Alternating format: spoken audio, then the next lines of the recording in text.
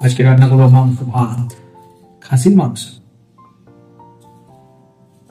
খাসির মাংসতে আলু খেতে বেশি ভালো, মাংস মানে আমাকে আলু খেতে বেশি ভালো লাগে, ওই জন্য আমি আলুটা একটু বেশি নিয়েছি। বিয়ে বাড়িতে সাধারণত মাংসতে আলু দেয় না, আমার খুব খারাপ লাগে।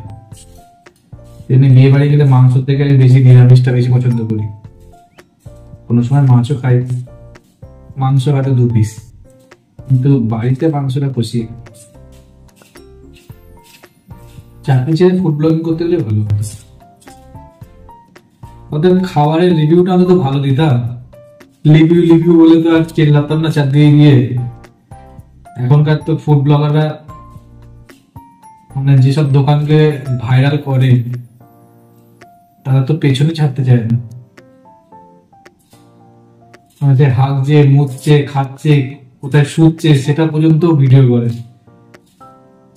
গেছি খাবারের রিভিউ দিতে, কেমন হয়েছে খাবার সেটা নিয়ে বলে চলে আসবো। মানুষের যদি ভালো লাগে, আমার যদি মুখের টেস্ট ভালো হয়, আমি যদি খাবার সম্পর্কে ভালো বুঝতে পারি, অভিজ্ঞতা থাকে, তাহলে সেটা নিজের ভিডিওতে বলে খালাস। কিন্তু তারা সেটা করেন না। একটা খাবারের রিভিউ দেওয়ার জন্য 2:30টার সময় গিয়ে ক্যামেরা ধরে দাঁড়িয়ে থাকে, কখন আসবে। যমরাজের থেকে অদম হয়ে গেছে। যমরাজ মনে হয় মানুষকে মরে যাওয়ার আগে ওরকম ভাবে তো দাঁড়িয়ে থাকে না, যেভাবে এরা দাঁড়িয়ে থাকে রাস্তায় ক্যামেরা হাতে।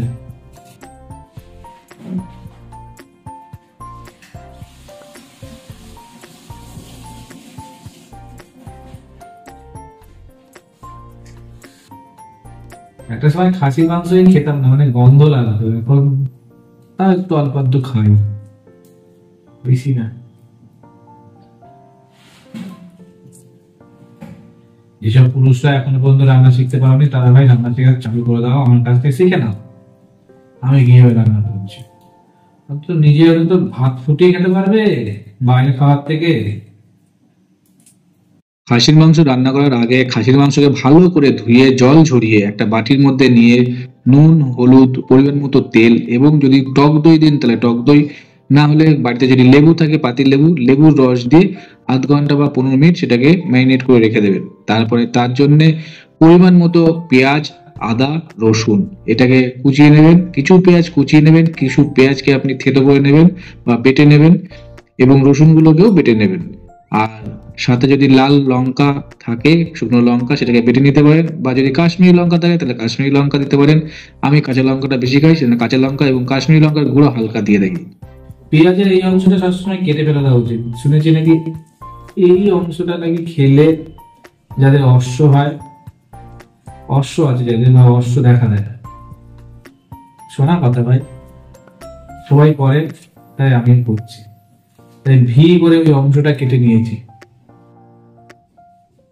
সোশ্যাল মিডিয়া যেরকম মানুষের ইনকাম বাড়িয়েছে, ফেসবুক, ইউটিউব যেরকম মানুষের ইনকাম বাড়িয়েছে, সেরকম চোর ডাকাতের ইনকাম বাড়িয়েছে।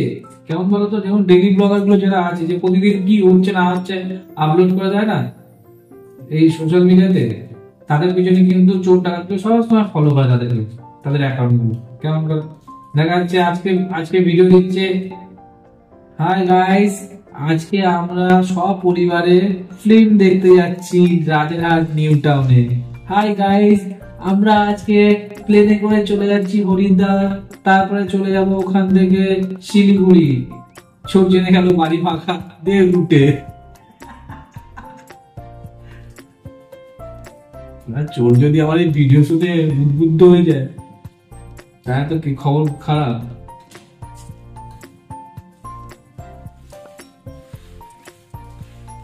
আমার মেয়েকে অন্তত ভালো রান্না শেখাতে হবে, যাতে শ্বশুর বাড়ি গিয়ে রান্নাটা করতে পারে। তো আমার কাজ অলমোস্ট শেষ হয়ে গেছে। ওই পেঁয়াজ রসুন পেশা হয়ে গেছে, এবার আদাটা একটু পেশলে হয়ে যাবে, জাস্ট আদাটা পেশে নিলেই হয়ে যাবে, আর চাপ নেই। এবার আমি কড়াইটা গরম করব, তেল গরম করে দিয়ে ছেড়ে দেবো আলু। কড়াইতে আমি তেল দিয়ে দিয়েছি, তেলটা আস্তে আস্তে ধোয়া উঠছে, অনেক ছেড়ে তো আছে, আবার তেল দিয়ে এই আলুটাকে এরকম করে ছাড়ে, আলু বা মাংস বা মাছ এরকম ঘুরতে মনে হচ্ছে যুদ্ধ করতে এসছে, ওরে বাবা করে বাবা করে। তেলটাকে গরম হতে দাও, তারপরে জিনিসপত্র ছাড়ো, দেখো কোনো কিছু হবে না। আমি সামনেই দাঁড়িয়ে আছি, এই আস্তে করে আলুটা ছেড়ে দিই, যেটা সাউন্ড সেটা তো হবেই। এবার আস্তে আস্তে আলুগুলো দিয়ে দাও।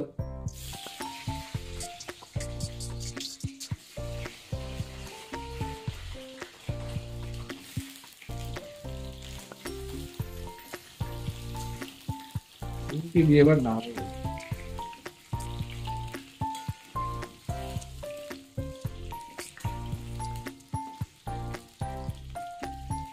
অনেকে আলু ভেজে নেয়, আবার অনেকে আলু ভাজে না, ডাইরেক্ট মাংস দিয়ে দেয়, সেদ্ধ হয়ে যায়। কিন্তু আমার আলুটা ভাজলে একটু বেশি ভালো লাগে।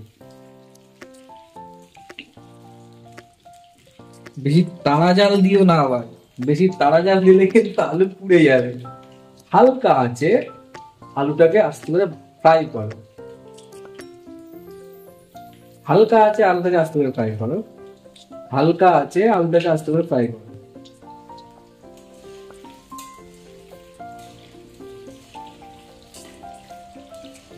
রোস্টিং ছেড়ে দিয়ে কি এখন রান্নার চ্যানেল খুলবো?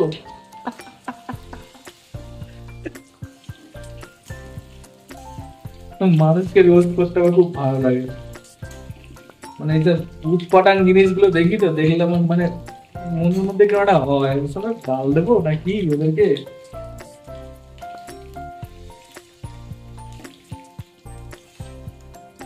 খুন্তিটা দেখেছো? এরকম খুন্তি তুমি কোথাও পাবে? মেলায় গেছি, খুন্তিটা দেখে আমার খুব হাসি লেগেছে, কিনে নিয়ে এসছি খুন্তি এটা।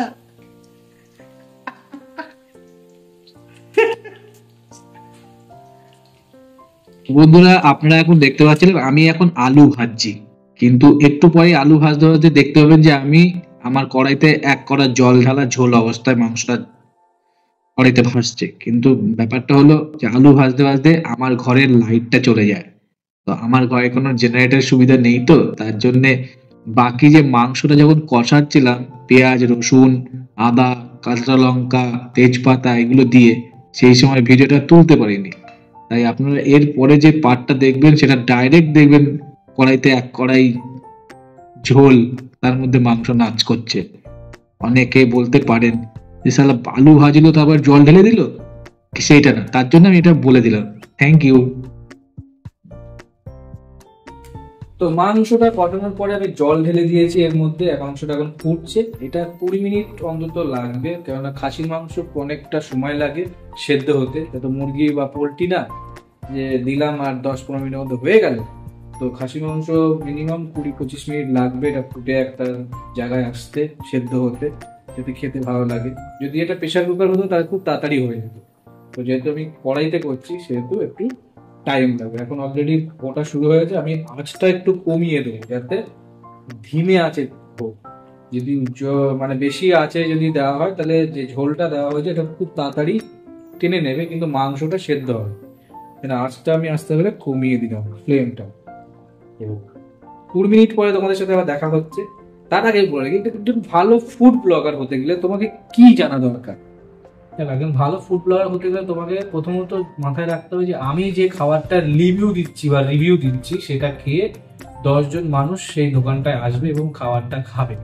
অর্থাৎ আমার যে ফাইনাল রিভিউটা হবে সেটা হবে খাবারটা সম্পর্কে, না ওই দাদার পাছা দেখানো, না ওই দাদার মুখ দেখানো, না ওই দাদার ভুড়ি দেখানো, ওই দাদার পিছনে ঘুরে ঘুরে তার বাড়িতে শুচ্ছে খাচ্ছে মুচ্ছে স্নান করছে সেই সব ভিডিও তুলে ভাইরাল করাটা কোনো প্রয়োজন পড়ে না। তোমাকে শুধু জানতে হবে যে ওই দাদা দোকানে গিয়ে আমি যে খাবারটা খাচ্ছি সেই খাবারটার টেস্ট কেমন, সেই খাবারটায় সে কি ইউজ করেছে সেইটা সম্পর্কে তোমার ন্যূনতম জ্ঞান থাকতে হবে। তাহলে তুমি একজন মানে ভালো ফুড ব্লগার। এক কথায় ফুড ব্লগারদেরকে বলা হয় ফুড ইন্সপেক্টর, যারা খাবারের কোয়ালিটি টেস্ট করতে যায়, যে খাবারটা কেমন, যেটা আমি বললে সমস্ত মানুষ সেই খাবারটা খেতে আসতে পারে বা ভালো। তো সেখানে গিয়ে তোমরা ছ্যাবলামো মারানোর কোনো প্রয়োজন পড়ে না। অর্থাৎ একটা ভালো ফুড ব্লগার হও, সব থেকে ভালো লাগবে আশা করি। চলো 20 মিনিট পরে দেখা হচ্ছে, মাংসটা রান্না হয়ে যায়, আমি ঢেকে দিই।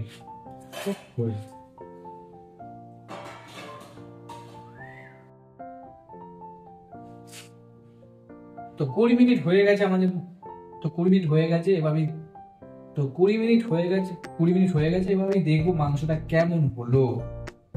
আশা করি সেদ্ধ তো হয়ে যাওয়ার কথা। রসগোল্লা তাড়া পড়ে গেছে।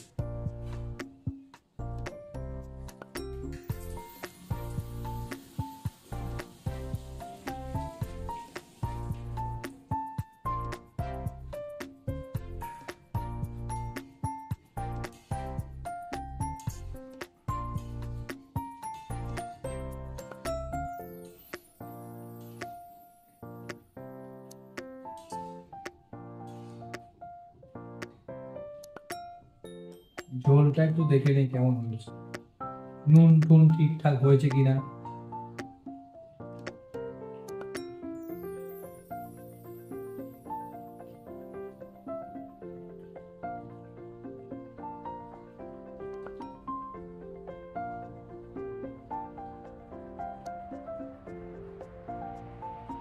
একটু লাগে, একটু দিয়ে দিই। কাঁচা নুন তো খাই না তেমন।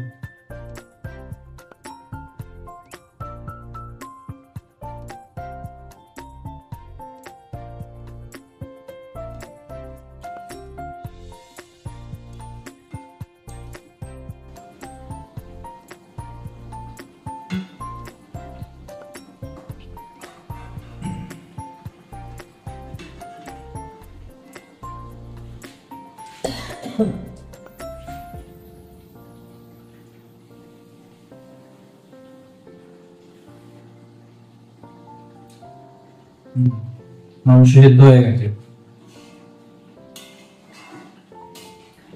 মাংসের নুনও ভালো হয়েছে। এবার আমি দেব শাহি গরম মশলা, হালকা করে ছিটিয়ে দিয়ে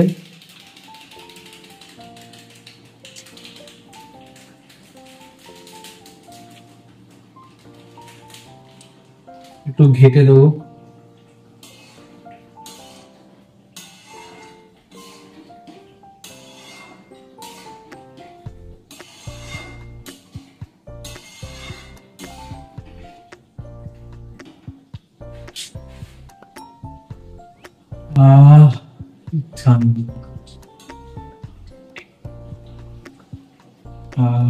কি সুন্দর গন্ধ।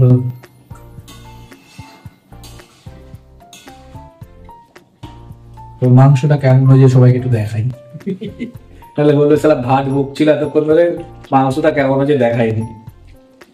এই হলো আমার মাংস।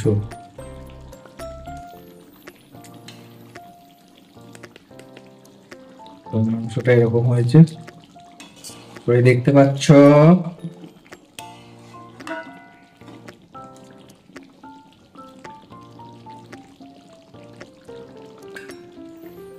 মাংস দেখিয়ে দিলাম।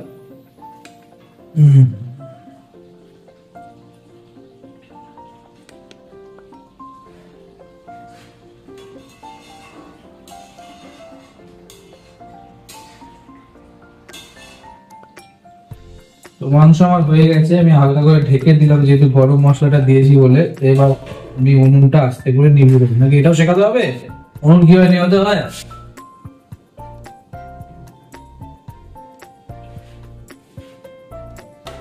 শিখে গেছো কিভাবে উনুন নেওয়াতে হয়? তাহলে এবার আমি কিছুক্ষণ পরে খেতে বসবো, আর আমি দেখাবো না, ওই হ্যাংলার মতো খাওয়াটাকেও দেখাতে হবে, ওটা আমি পারি না। তো যতটা দেখিয়েছি এইভাবে মাংস রান্না করতে হবে, এইভাবে তোমাদেরকেও শিখতে হবে। আর নিজেকে বারবার বলবে না যে আমি ছেলে, আমি রান্না করতে জানি না, রান্না করতে পারি না। শিখতে হবে, সবকিছু শিখতে হবে। দেখা হবে নেক্সট ভিডিওতে আরেকটা রান্না।